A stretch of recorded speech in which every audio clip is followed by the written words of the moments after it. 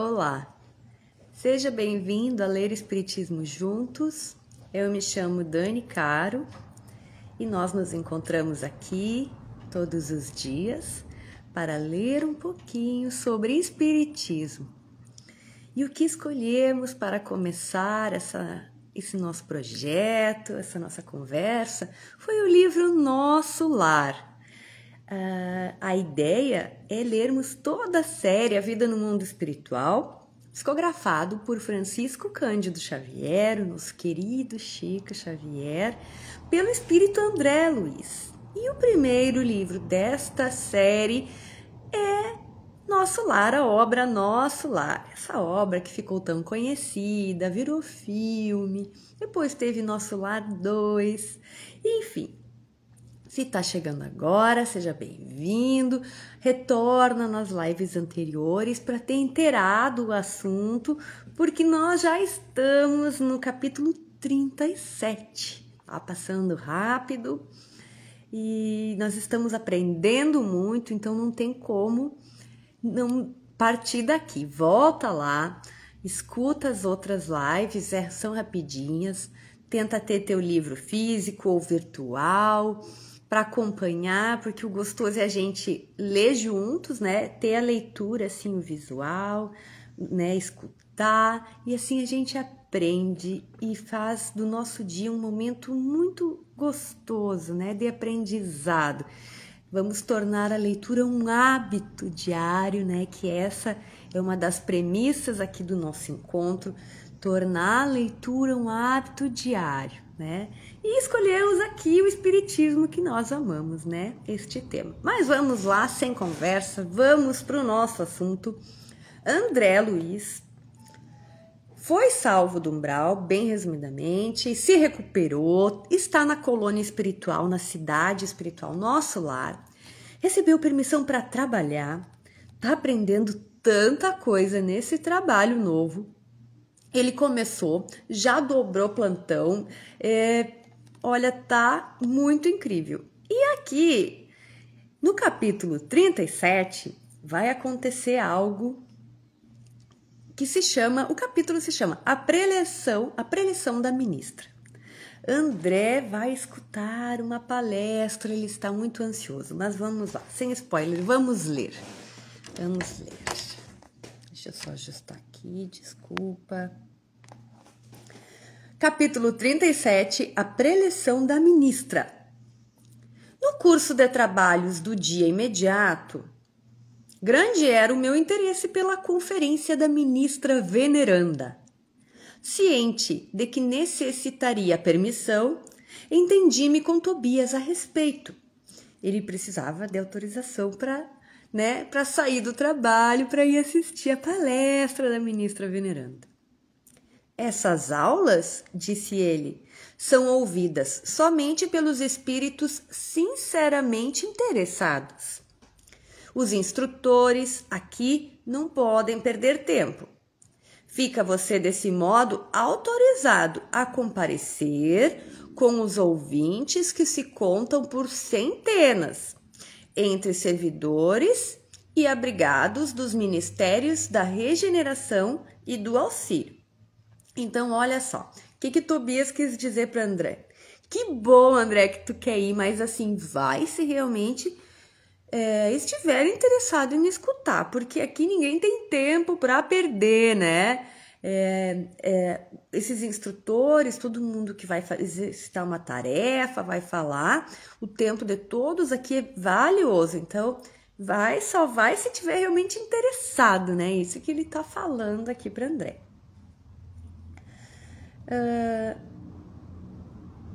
Fica você, desse modo, autorizado a comparecer com os ouvintes que se contam por centenas, então vão ter centenas lá, entre servidores e abrigados dos ministérios da regeneração e do auxílio. Num gesto afetuoso de estímulo, rematou: desejo-lhe excelente proveito. Transcorreu o novo dia em serviço ativo. O contato com minha mãe, suas belas observações relativas à prática do bem enchiam-me o espírito de sublime conforto. Lembremos que André Luiz, no capítulo passado, sonhou com a mãezinha. se encontrou com a mãezinha em desdobramento, né? Então ele está relembrando. A princípio, logo após o despertar, aqueles esclarecimentos sobre o bônus hora me haviam suscitado certas interrogações de vulto. Como poderia estar a compensação da hora afeta a Deus? Não era atribuição do administrador espiritual ou humano. A contagem do tempo? Tobias, porém, esclarecera-me a inteligência faminta de luz. Aos administradores em geral, impende a obrigação de contar o tempo de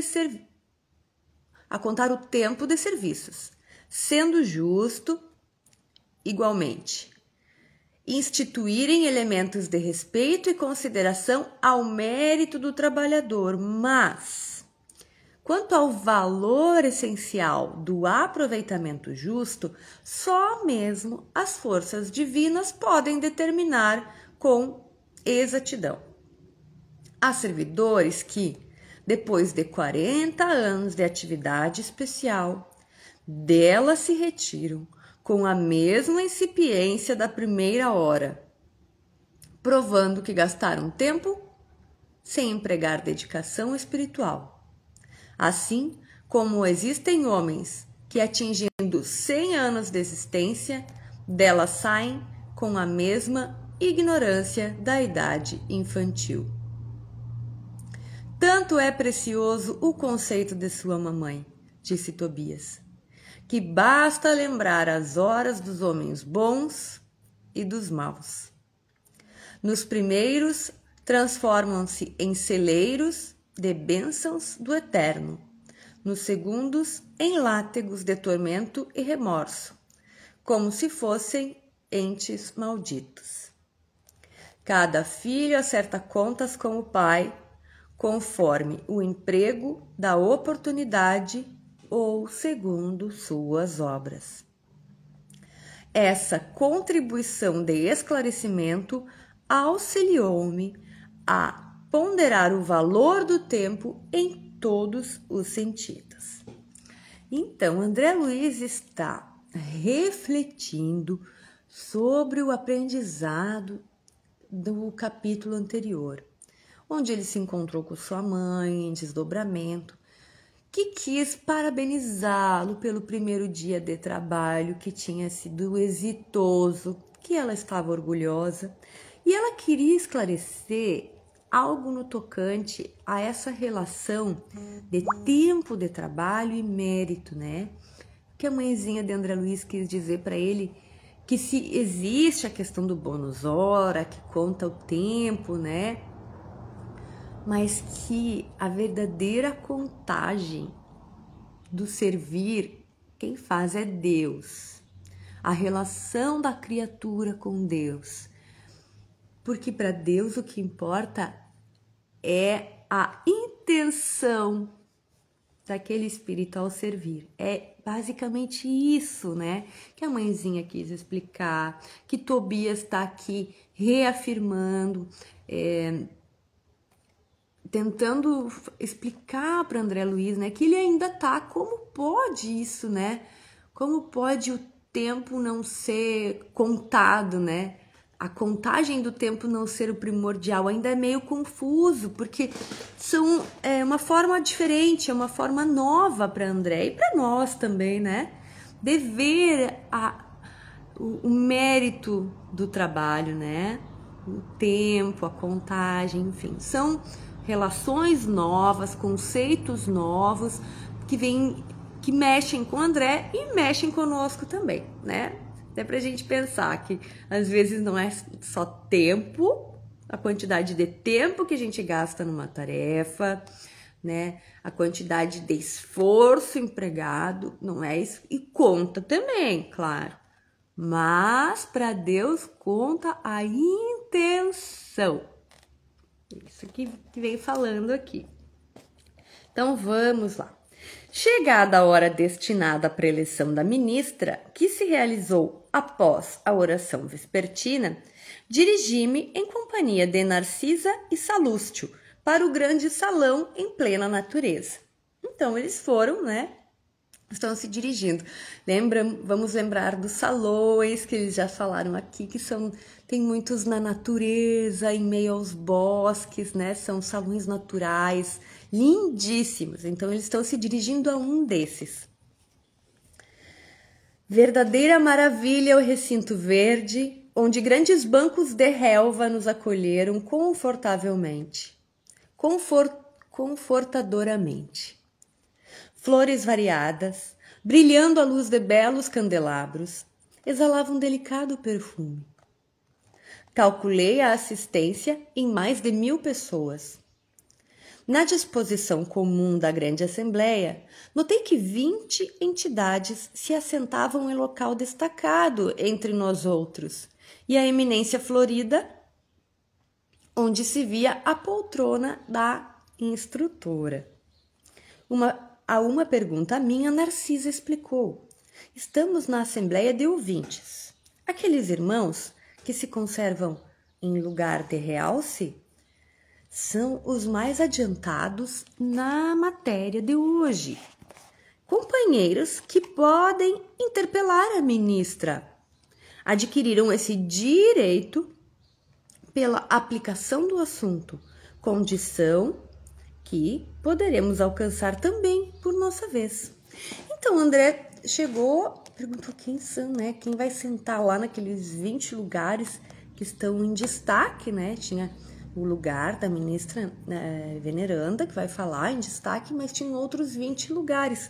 E aí Narcisa explica que são espíritos, né? Entidades, irmãos, que entendem muito do assunto que vai ser falado, né? Porque adquiriram, que ela quer dizer, eles adquiriram esse conhecimento porque praticaram. Então, são pessoas de autoconhecimento do assunto e que podem contribuir, né? Se assim for necessário.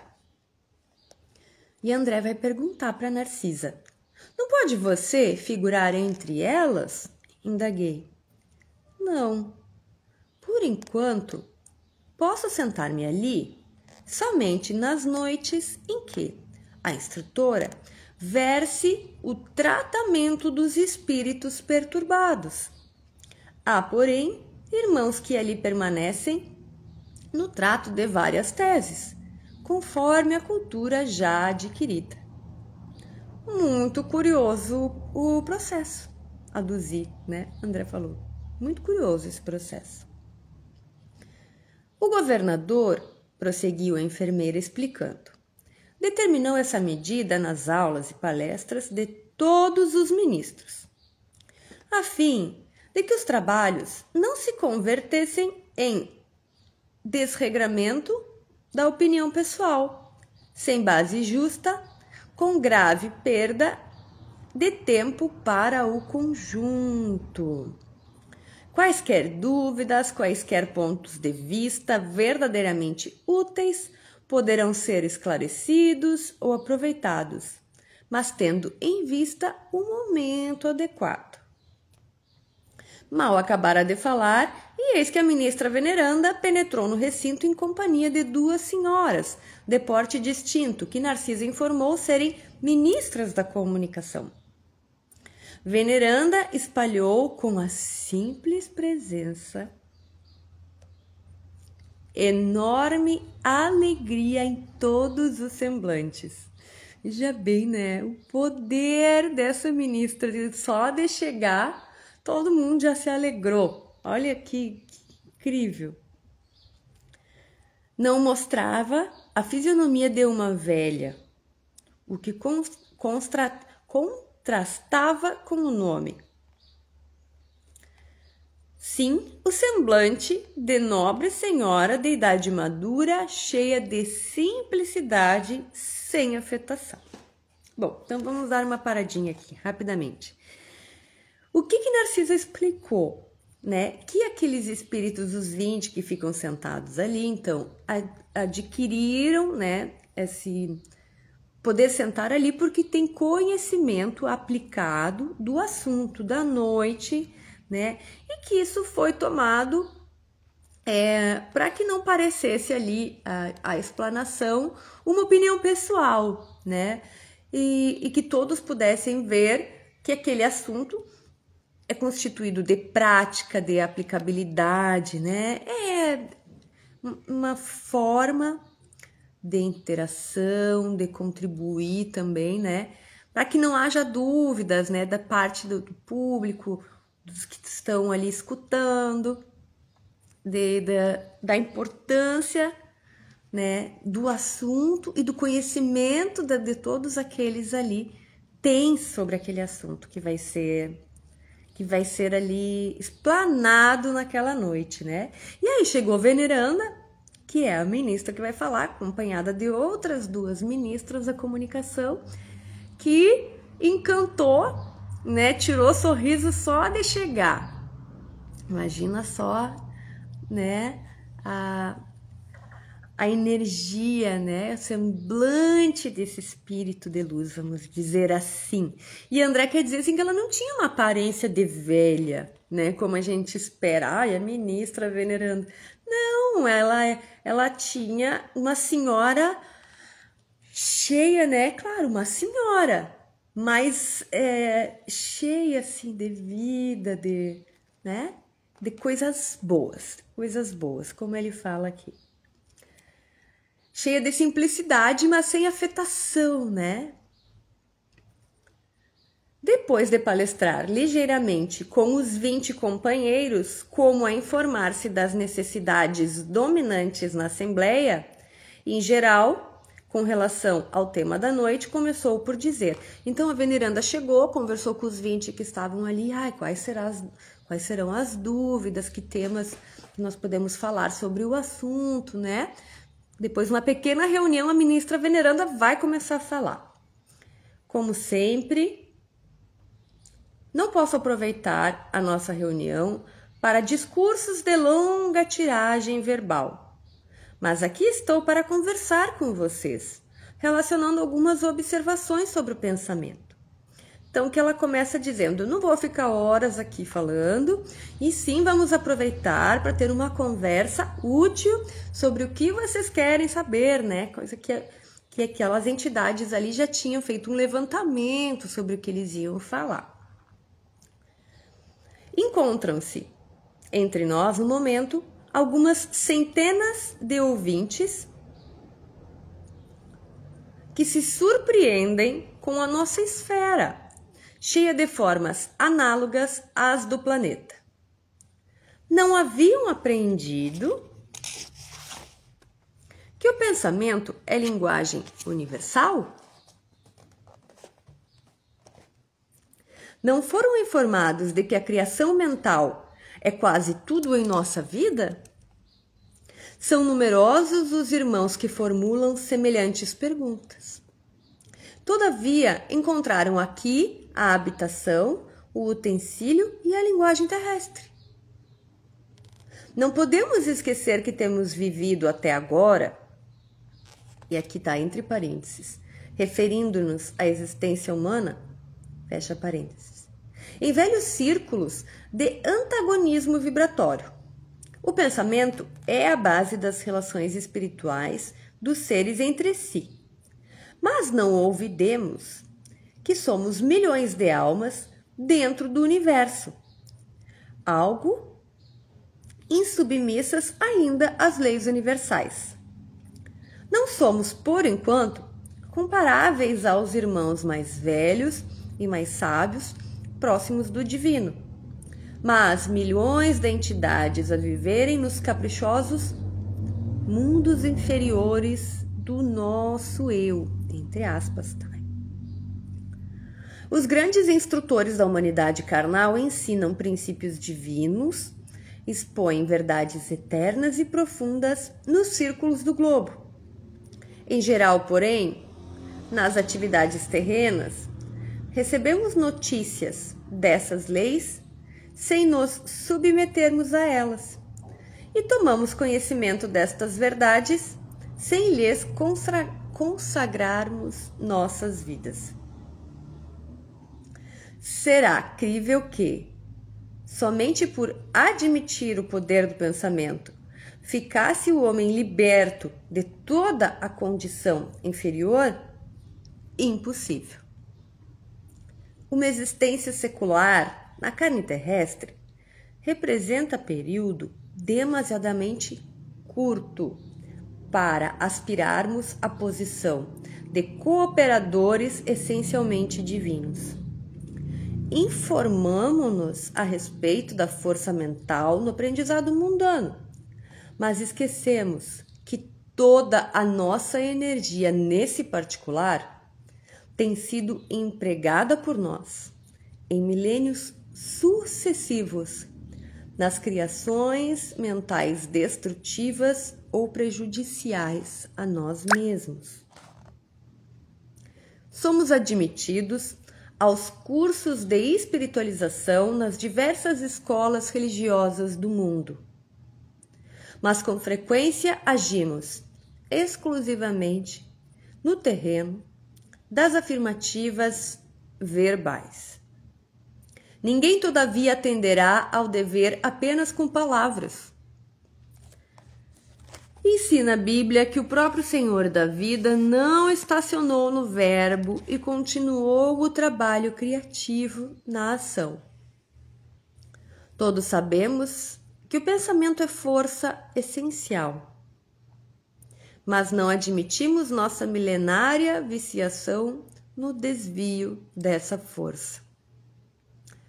Ora, é coisa sabida que um homem é obrigado a alimentar os próprios filhos.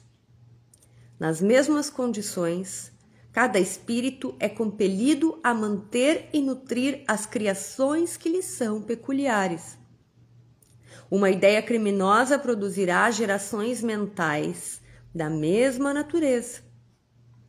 Um princípio elevado obedecerá à mesma lei. Recorramos a símbolo mais simples.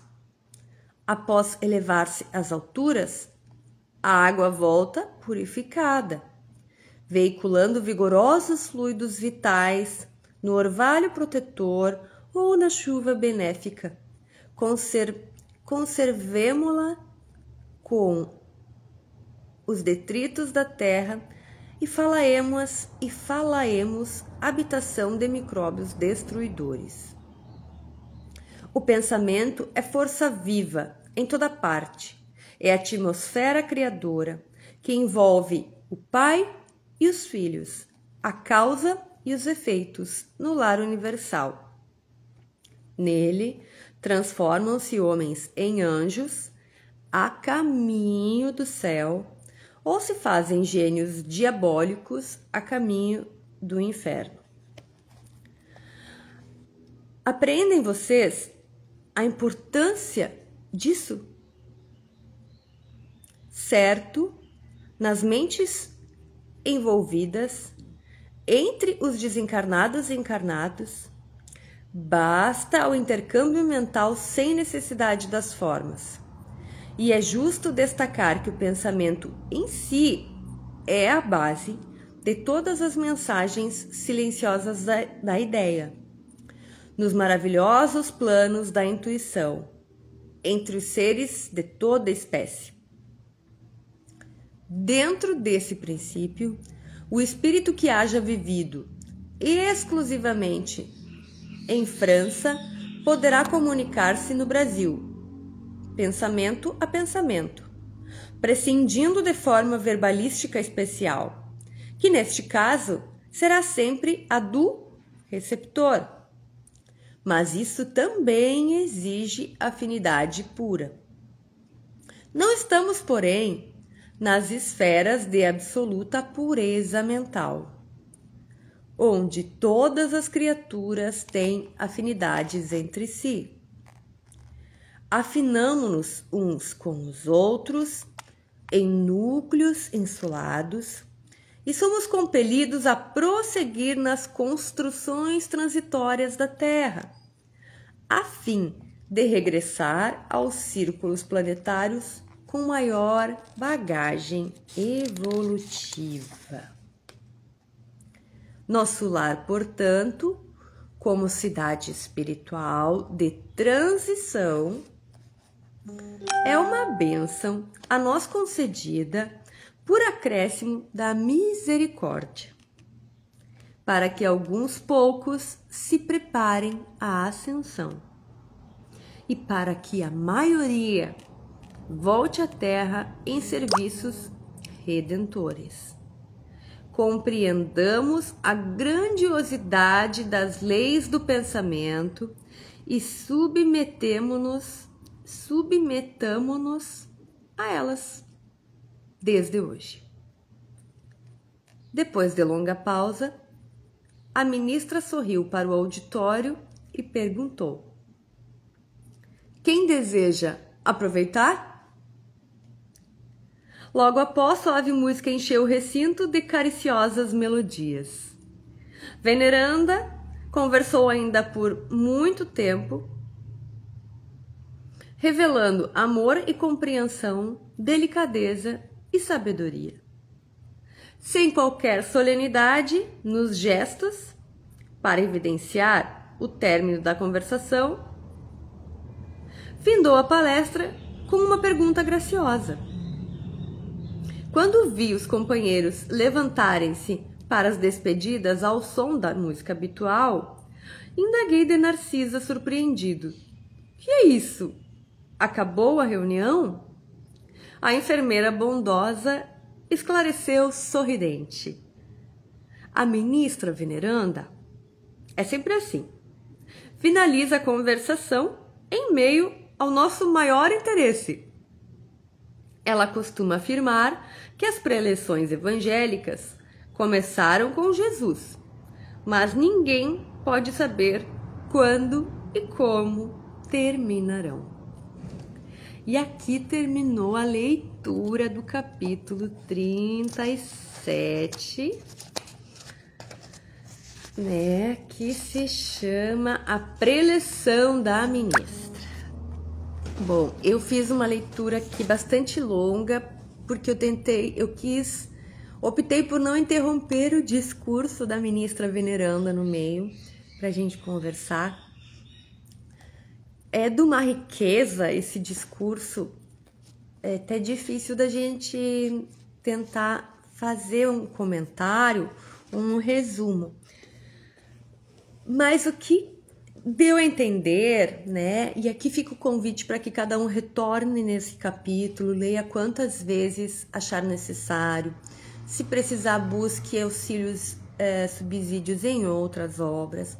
Mas ela está falando que a dúvida que eles puderam entender ali, levantar, era de muitos os audientes ali da palestra que ela ia fazer, da explanação, era sobre como que eles chegaram em nosso lar e viram coisas muito parecidas com a Terra, Em relação à nutrição, à forma das coisas, a vestuário, e porque eles achavam que espírito era só pensamento, Se comunicavam tudo por pensamento. A ideia que muitos de nós temos, Que não existe nada de materializado, assim. Vamos falar de uma forma bem simples para o nosso entendimento aqui.